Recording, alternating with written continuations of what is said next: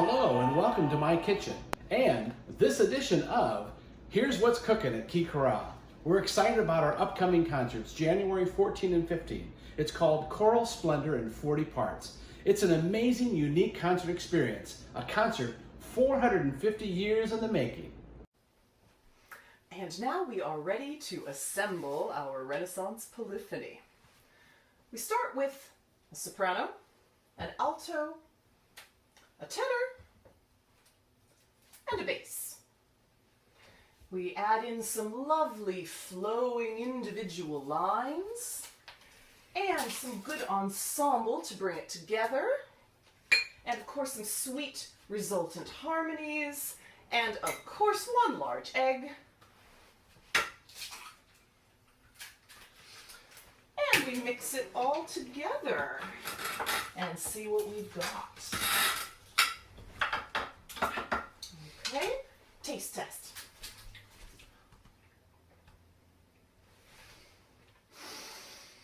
Need something. Dynamics. And I think a sprinkle of dissonance. And some hot pepper flakes. Mix up a little more. Test the seasoning. Oh, perfect. And we pop it into the oven for about 400 years.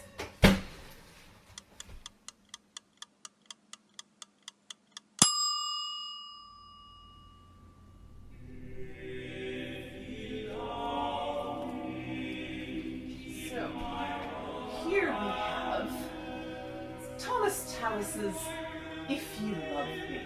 A perfect little creme anglaise of a piece, just for four voices, short, sweet, delicate, easy on the voice, easy on the ear. I can do better than that. Double the recipe for 8 voices.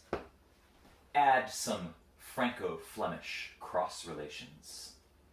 And you've got Gomber's Lujebat, David, Absalom, a wonderful, satisfying entree if you've worked up an appetite.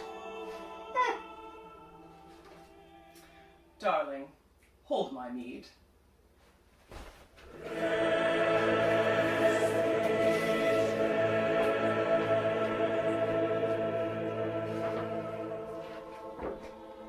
What is that? I'll see you your 8-voice entree and raise you another 32 voices to make this Talus's masterwork, his 40-voice, 8-choir Speminalium.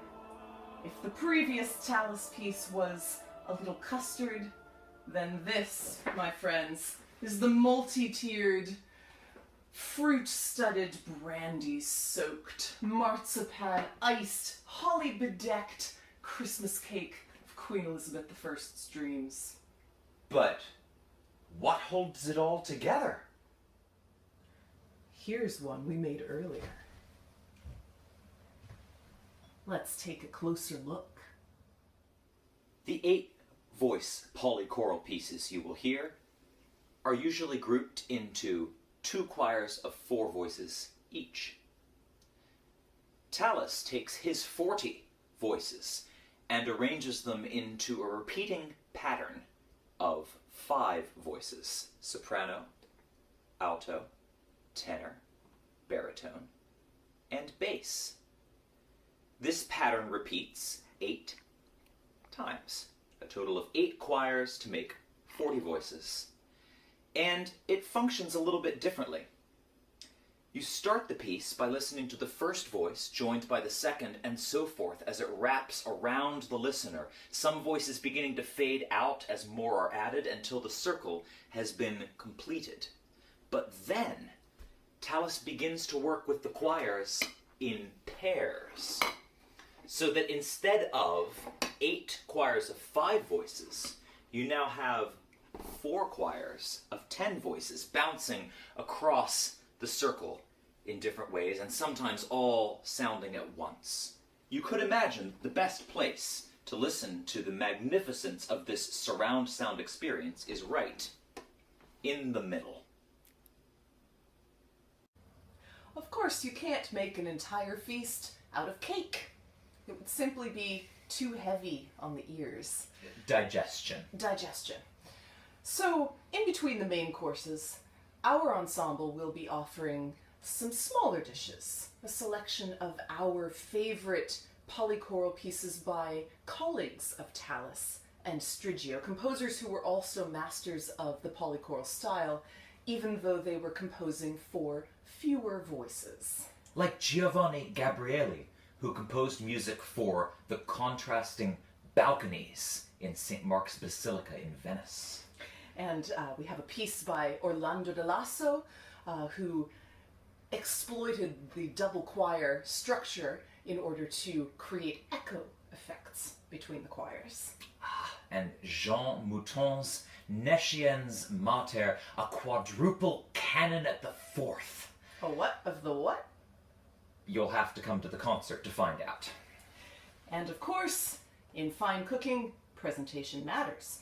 So, keeping in mind that polychoral music was the original surround sound, you, our audience, can look forward to being surrounded in some surprising ways during this concert. We look forward to seeing you there and to presenting these three-dimensional pieces to their best advantage. Bon appetit.